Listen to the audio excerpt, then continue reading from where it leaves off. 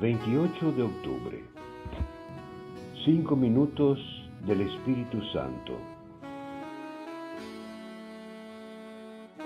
Muchos, movidos por el Espíritu Santo, han dado la vida por grandes ideales.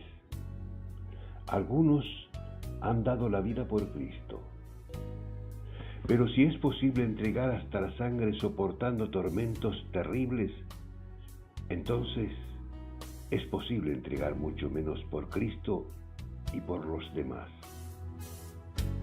Realmente es posible soportar con paciencia y hasta con el gozo del amor las contradicciones y angustias de cada día. Es posible tolerar serenamente que nos critiquen, nos rechacen, nos olviden.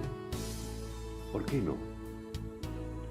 Si otros pueden ser asesinados por ser fieles a su opción y se entregan decididos, ¿por qué yo no puedo recibir burlas, contradicciones y rechazos como los sufrió Jesús? ¿Por qué yo tendré que estar libre de todo sufrimiento, límite o angustia? ¿Quién soy yo para pretender que no se me pida nada? Ninguno de nosotros es el centro del universo, ni tiene derecho a exigir que el mundo esté a su servicio o que su vida esté libre de toda dificultad.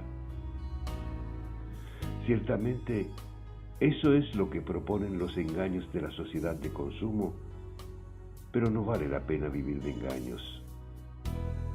Invocando al Espíritu Santo para que nos haga más firmes por dentro, podemos lograr que las contrariedades de la existencia y las molestias de la vida en sociedad no nos derriben ni nos quiten el gozo de ser cristianos.